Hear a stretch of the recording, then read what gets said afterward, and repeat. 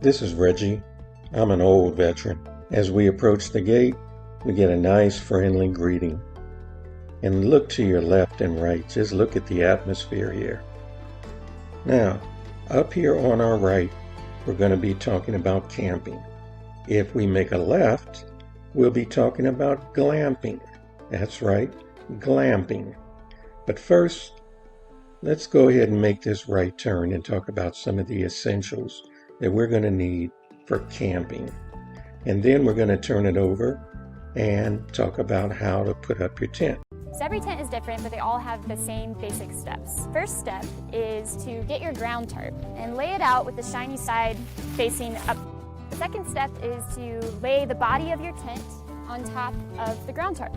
When you lay your tent out, if you want your door in a certain direction, make sure you place it in that way. So you can see that there's a door on this side and there's a door on the opposite side. Some tents will have colored tabs that correspond to the ground tarp. So that ensures that you match it to the right side. The third step is to assemble your tent poles. Most of them easily fit into one another. All right, your next step is to attach the poles to the body of your tent. Now, some tents don't have what this tent has, which is a sheath that I'll be pushing the poles through. Some have clips, so yours might be different from this. Next, you're gonna take your tent pole and put it into this little circle here. It's called a grommet. So don't be afraid, your tent pole isn't gonna break, though it may feel like it's gonna break.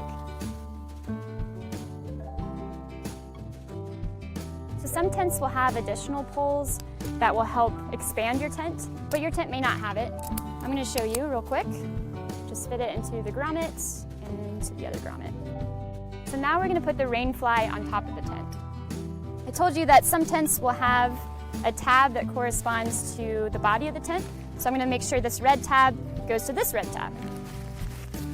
And that makes sure the door matches up with this door. Now we're gonna put the grommet of the rain fly underneath the tent pole. We're gonna fit it in there on each side. We're not gonna tighten the rain fly just yet. We're gonna wait until it's staked.